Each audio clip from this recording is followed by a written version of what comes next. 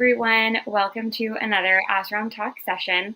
Today we're going to explore a topic that is beautiful yet challenging, which is service without envy. It can be easy maybe to offer our time to a certain activity, but I think it's a lot harder to offer our sincerity without the weight of comparing ourselves to others. We live in a world where we're so connected. It's so easy to share what we're doing and see what others are doing, which can lead to comparing ourselves to others quite frequently. So to help us navigate this topic today, we're joined by Anuradha, lifelong Bhakti Yoga practitioner. We're so fortunate to have you on with us today, Anuradha. Welcome. Thank you so much, Haribo.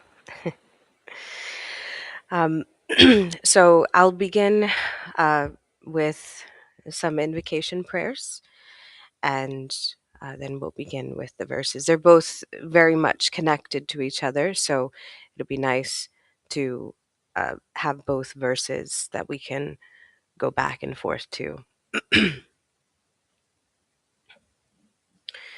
Ajnanatimirandhasya Jnananjanashalakaya Chakshurunmilitam Jena Tasmai Shri Gurave Namaha Gurave Gaurachandraya Radhikaye Tadalaya Krishnaya Krishna Bhaktaya Tadabhaktāya Namo Namaha Vanchakalpatarubhyascha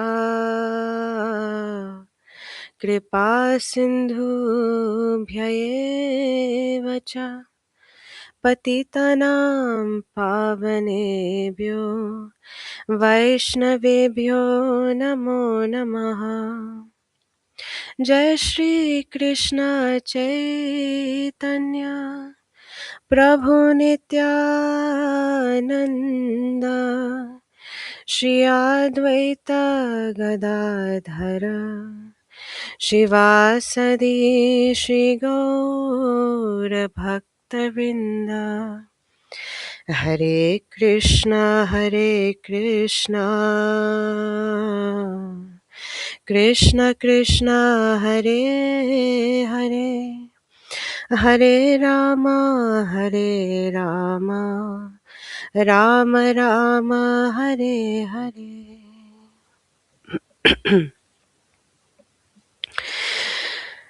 So we can start with verse 31. We're slowly cruising along in the Bhagavad Gita, chapter 3. So I'll read the translation. So one who executes his duties according to my injunctions and who follows this teaching faithfully without envy becomes free from the bondage of fruitive actions. And then let's go to the next verse because they're both very much connected together. But those who, out of envy, disregard these teachings and do not practice them regularly are to be considered bereft of all knowledge, befooled, and doomed to ignorance and bondage. So, Krishna here in the first verse is showing the benefits of, following his instructions. And really, we're referring to the Gita itself. Bhagavad Gita. There's many sacred texts, but generally within the Bhagavad Gita, this is the song of God.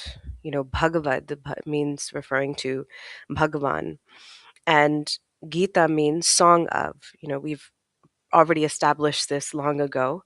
So, these are directly spoken by the Supreme Person.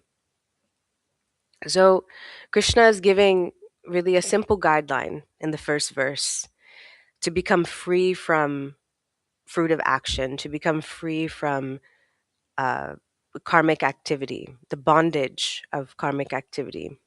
So, one is complete faith in Krishna. And, you know, and that can also vary according to one's qualification. The next is abiding by Krishna's teachings. So, first generally comes some faith. I have uh, some how do you say, maybe some mm, some inquiry, or I have some ability to be able to follow the teachings. I have some you know uh, faith is probably the best word for itself, but it's you're actually having, I'm going to use faith again. You're actually having some faith in the directive, in the words of Krishna, and in his teachings. The last thing is that you're free from fault finding. You're free from enmity. This is when we're talking about without envy. Enviousness uh, can also mean fault finding mentality, or also enmity, towards the teachings of Krishna, towards Krishna, like that. So, in the first two, having faith and also abiding by the teachings, there can be some doubt. Again, this is according to a person's qualification.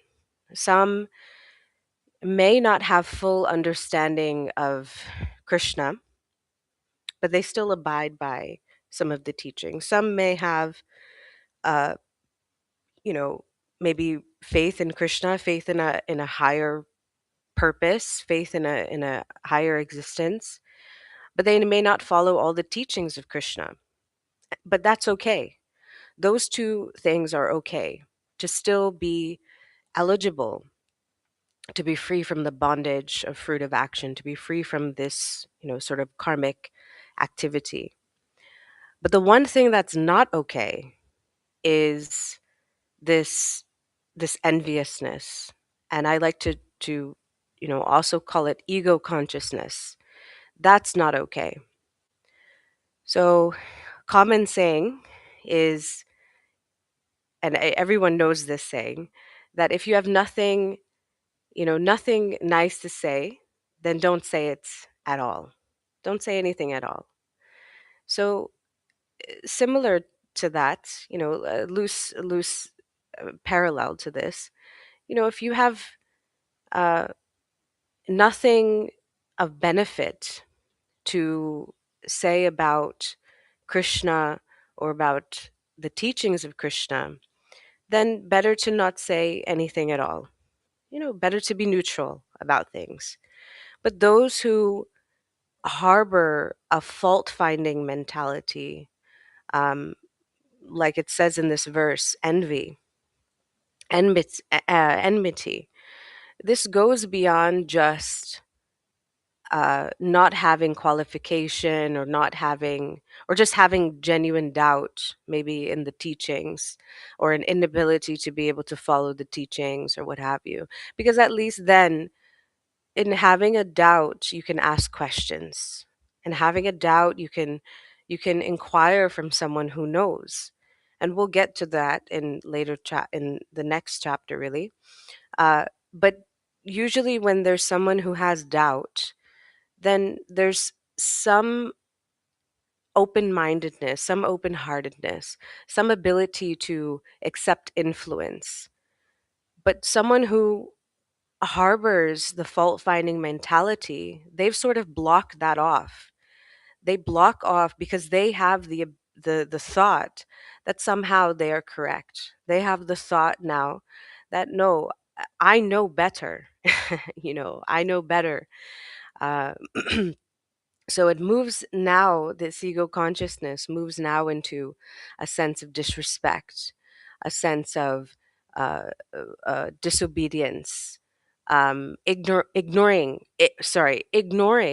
the the teachings, ignoring Krishna to begin with, and you sort of deem the the teachings, you deem Krishna following Krishna's teachings, following Krishna at all, having any faith in him, you deem it as unnecessary and not even worth the effort. So we can even relate this to relationships in this world. Anyone in a relationship, it doesn't matter necessarily what stage of the relationship you might be in. You could be dating, you could be engaged, betrothed to each other, you could be married. But anyone who harbors an egoistic mentality, uh, that somehow they are right, they're unwilling to accept influence, that they're sort of deeming it unnecessary, maybe to work on their relationship, that it's not really worth the effort. We see the trajectory of that relationship. It's not a good one. And usually that's why, especially in America, the divorce rate is so high. It's exorbitant. It's far more than you can ever imagine. Um, I know I'm doing a little aside here. In India, and they still do this, but it's not, maybe as prominent as it once was. Are arranged marriages. Um, you're the idea is, and this can open up a whole, rabbit hole, and I don't necessarily want to go down that rabbit hole, but just in general, the reason why I'm stating it, there's a particular reason. But are those arranged marriages that, they're arranged by your family, your relatives, your parents, um and in other words, and sometimes it can happen when, back in those days, it could happen, when the children are very young, they're just playing with, each other, dolls and things like that. But, the parents are seeing that there's a good match here, and that when they get older and of age, then that's when they will be eligible and ready to actually be together as a united front, as a married couple. So, so the idea behind that was, that you sort of secure that relationship. But more than that, when you enter into an arranged marriage, you don't have many expectations of your partner. You're not going in with so many expectations. So you're not going in with the uh, maybe expectation that, your partner is going to change, or, you don't really know your partner all that well. So there you have very low expectations, but one thing is definitely there, that you understand the importance of such a commitment, and that you're willing to work on the relationship, that that, and especially in those days, um, and this is even true today. In those days, divorce was never an option. In Hindi, there's no word for divorce. In other languages, obviously, there's words for divorce. In Urdu, actually, the word is talak. But in Hindi itself, and naturally within Sanskrit, there is no word for divorce. So the idea was, you got married, you stayed married, you constantly worked on your relationship, you were committed to one another. So the reason why I went to that aside is because of the fact that perhaps more people in the US need to have arranged marriages, not love marriages, because love marriages seem to, eh, and this is not, I'm not making a huge, sweeping generalization. Obviously, there are specific cases where love marriages work out beautifully. But in those arranged marriages, divorce rate is not so high. And the couples are generally pretty happy because they have the idea that we're going into this and we're committed. In other marriages that are based on other things, again, um, there's the idea that divorce is on the table, and thus there's an escape clause. So think about it even from the perspective of a spiritualist. You are trying to develop a relationship with the divine. You are trying to have an understanding of the supreme person of Krishna. You're trying to maybe even follow the teachings, but one day you are in the company of other people who have this egoistic mentality. They have this ego consciousness, and basically they're like, what's the point? What's the need? There's no need of following Krishna. You just follow whatever, you know, feels good and feels right to you.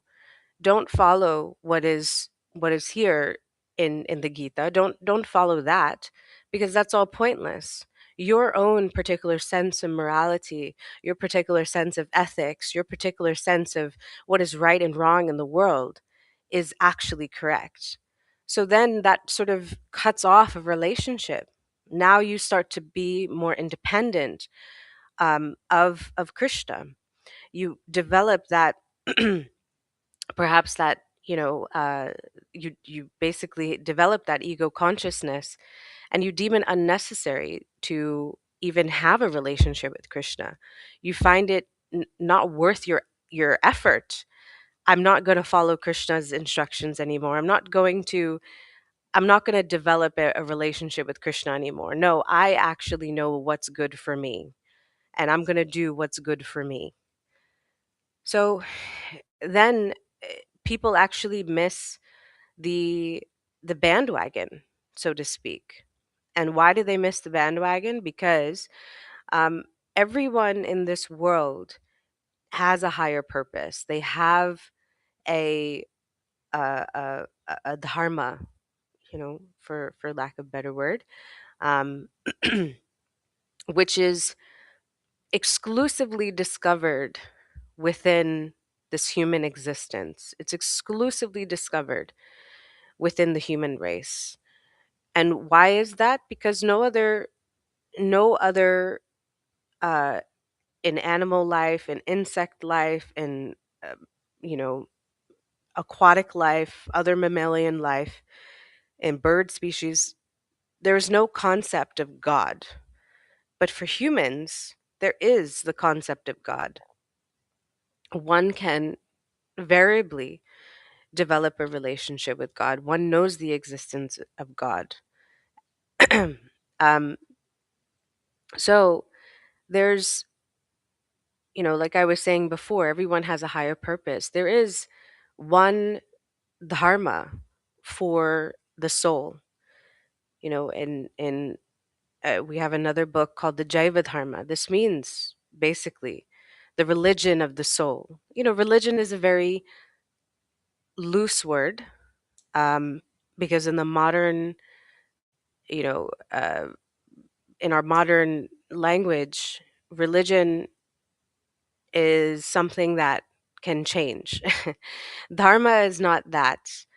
Dharma is means something more than just religion. But this, if I'm to use that word again, religion of the soul or dharma of the soul. This dharma of the soul is sanatan, means that it's eternal, it's unchanging, it's permanent. So when an individual comes into this life and they are, again, open-minded, open-hearted, they perhaps are going through life. There's so many individuals. We're wandering through life, finding the next thing, finding the next thing, finding the next thing. But somehow we come upon the teachings of the Gita, and somehow we start reading, and somehow we start to relate to the teachings of the Gita. We start to relate ourselves to Arjuna. We start to relate ourselves to this being on a battlefield and finding, some being in turmoil, or being in anxiety, being in a place where we may not know what to do next. So we can avail ourselves to the teachings of the Gita, and we can avail ourselves to the teachings of Krishna, and thus develop a little faith in them. By doing so, um, and not having that uh, fault finding mentality, we are not then continuing the uh, the cycle of birth and death. Essentially, we're not continuing, this kind of karmic cycle that we're thrown back into, because we then start to open ourselves to what the purpose of our human life is. Purpose of human life is to discover that higher purpose. Purpose of human life is to discover the religion or the dharma of the soul. And that dharma of the soul, like I said before, is unchanging. It is permanent. So when we can uncover that higher purpose, then it's sort of like you're locked in, and you become dedicated to that particular thing. You realize that everything else in the world is temporary in relation to that. And thus we can, begin to offer ourselves to that process. We don't lose out now on that purpose of our lives, and thus, human existence. So they also say they also say that the definition um, of insanity is doing the same thing again and again, over and over again, and expecting a different result, expecting something different to happen. This is the definition of insanity. So you can just imagine someone who goes through life, but they're unwilling, because of that ego consciousness, they're unwilling to follow the teachings of Krishna. They're unwilling to avail themselves to spirituality. They think that they know best what is good for them. And they're unwilling to render any service uh, to that idea, service of even the divine, service to the teachings of Krishna, which is really meant for the benefit of all mankind. Then I would consider that person with that ego consciousness to be insane, because, and forgive me, these are strong words, but bear with me, um, because they're expecting a different result lifetime after lifetime. They're doing the same thing, which is, you know, living, every day, kind of waking up, going to work, enjoying, sleeping, mating, and then getting up again and doing the same exact thing. Those same four things: eating, mating, sleeping, and defending their property, their family. They're doing the same thing every single day, over and over and over again. And yet, somehow, we think that things are going to, that the result is going to change from day to day. We think that by running in the hamster wheel, that we're going someplace, when the reality is that we're in a hamster wheel. The hamster thinks that, oh yeah, I'm making really good strides, I'm rolling, I'm going. But reality is that the hamster's in a wheel. It's going in a circle. It's not going anyplace. There's a story about um these this group, this family. I think it was a man's father's daughter's wedding, and they're trying to sail across a river. And so they they put everybody in the boat, and tell the boatman, sail us across this river. And so, starting like late at night and early into the morning, they're rowing, rowing, rowing, rowing, rowing. And, you know, finally, and, they fall asleep at night and they wake up in the morning and they're like, huh? We're in the same place. What happened? And they realized that they didn't pull up the anchor. So they were rowing, they were rowing this entire time for no purpose, no reason. They put in so much effort only to be stuck in the same place. This is insanity. This is insanity. Is the constant, uh, you know, the constant working day in and day in and day out, doing the same thing over and over again, and still being stuck in the same place. What is that place? The cycle of birth and death. What is that place? The karmic cycle, you know, this ever evolving door of action and reaction. It keeps coming, keeps coming, keeps coming. So when we now avail ourselves to spiritual consciousness as opposed to that ego consciousness, that insanity, so to speak, now we can avail ourselves to the actual, uh, real purpose. And that is what is highlighted in that second verse, verse 32. Now we can be that, now we're availing ourselves to knowledge, and we're not ignorant of that knowledge. We're now able to understand how we can become free from that endless cycle, that insane cycle, that egoistic cycle of not willing to follow the teachings of Krishna, not willing to follow the teachings of the Gita, not availing ourselves to higher knowledge, not availing ourselves to spiritual consciousness. And for me, it ego consciousness, not just for me, but in general, ego consciousness and spiritual consciousness are diametrically opposed to each other. This is like insanity versus sanity.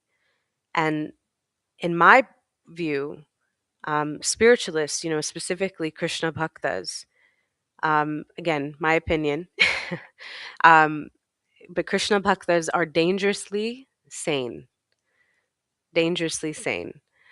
So I I leave it here, for any questions, comments, corrections, anything like that.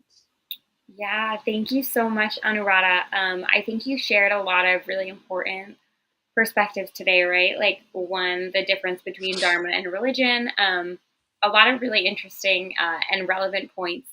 I think, say someone is listening to this and what you said kind of resonates, and we think, like, oh my God, I am on the hamster wheel, right? Like, I am Mm, stuck in this cycle. But at the same time, maybe the prospect of, now what do I do, right? Or like, now how do I take on a spiritual life seems really big at the same time, right? So, mm, mm, like, if we're listening to this and we think, oh my God, I need to like cut this, kind of this cycle right now, like, what is kind of what do you think is the first step, something we can start doing even today, right, to kind of try to shift the direction that we're seeing? mm. Yeah, I mean, spirituality, the title of this is Service Without Envy. Um, Really, that's highlighting service to the divine. That's the most important. But not everyone is necessarily ready for that. So what ends up happening is that most people are starting out with service to mankind, starting out with service to animals. It comes from a place of compassion. I'm going to serve the animals in a compassionate way by not eating them. Um, and oftentimes, eating meat, and we talk about like the modes of material nature. Eating meat is not within the mode of goodness. It's in the mode of more ignorance, and to some degree, passion. But when eating meat, it does not, uh, it does not avail someone, um, the deepest sense of spiritual consciousness. Um, but even if someone is not maybe perhaps ready for that, I mean, that is one way of service. Um, because think about it, if even if someone may not recognize this, at least we know this, someone may not recognize this, but even those animals also have a purpose that is beyond being on your plate. Um, they are existing not necessarily to be hunted and eaten by us. They're also God's creatures. They're also God's creation. And they are existing for a reason much greater uh, than what we can picture. So when we can feel more deeply connected to these other beings and be willing to render some compassionate service to them, it causes us to not want to cause harm to them, naturally not eat them. But if someone's not necessarily ready for that, then there's also service to mankind, another one of God's creations. So oftentimes it is, some sort of philanthropic or charitable type of thing. And again, it's service without expectation, service without the ego consciousness, service without thinking that, oh, look at what I've done, look at how much money I've donated, look at how much, you know excuse me, um look at how many things, I'm doing for the population or for this community or for this society. No, it's done with a mood that I have been blessed and fortunate. I've received so much. Now allow me to give something back. Um, and oftentimes, that type of consciousness, it is maybe spiritual in name, but the deepest sense of spiritual consciousness is now service to the soul. So that is something so much higher than the philanthropic and charitable donation. That's a start, but it is not necessarily service to the soul. That is service maybe to the mind and body. And those are again on the material plane. If we want to get into the spiritual science, the spirituality of it all, then naturally we go to the spiritualists. And they're everywhere.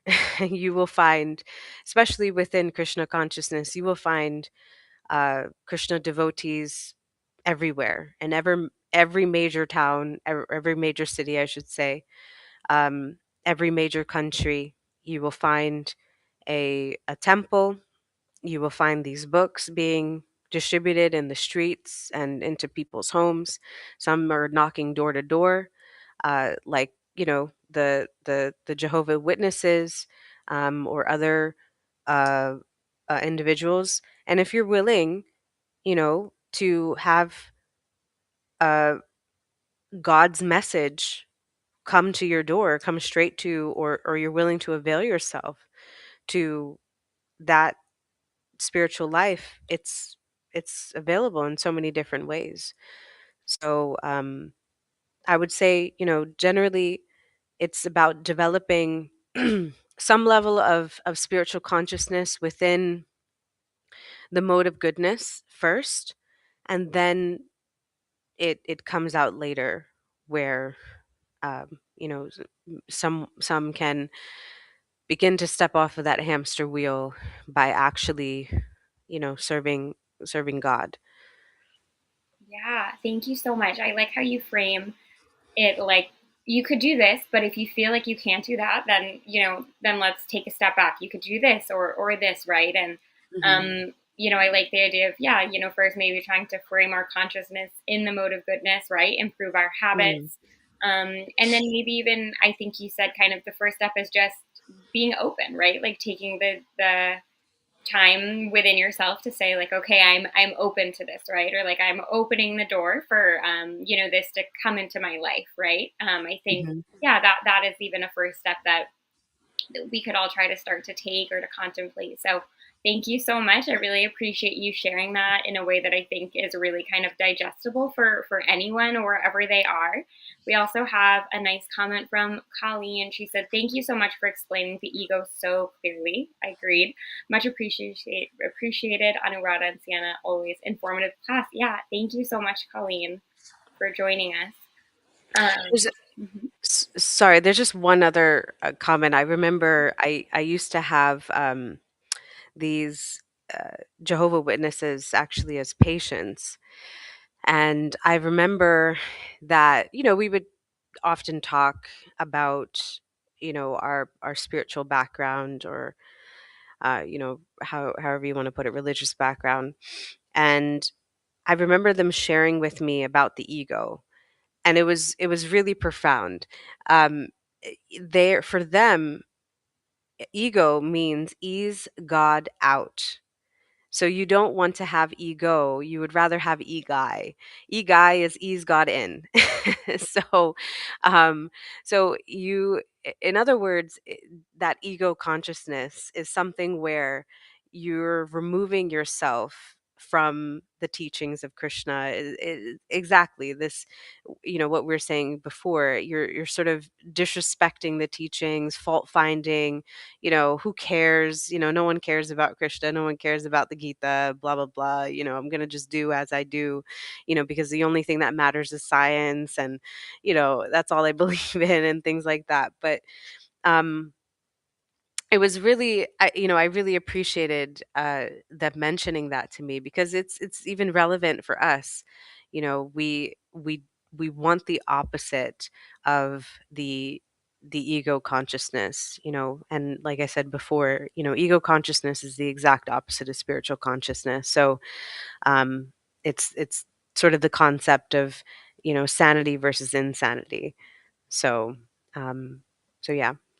Yeah, no, I like that. And that's definitely something that yeah, I think that we can all apply, that we should all apply. So, yeah, thank you so much for sharing that as well. It's great that you had kind of that nice exchange with them. And I think it's Mm, nice when we have those moments in life where we find kind of those gems or those pieces that are helpful, even maybe in places where we were not expecting to find that. yes, absolutely. Great. Well, thank you so much again, Anuradha, for joining us, and to everyone else who is listening today. And we look forward to seeing you again very soon. All right. Thank you again, everyone. We look forward to seeing you on Monday at 7:30 p.m. to continue our journey through chapter 3 of the Bhagavad Gita. See you soon.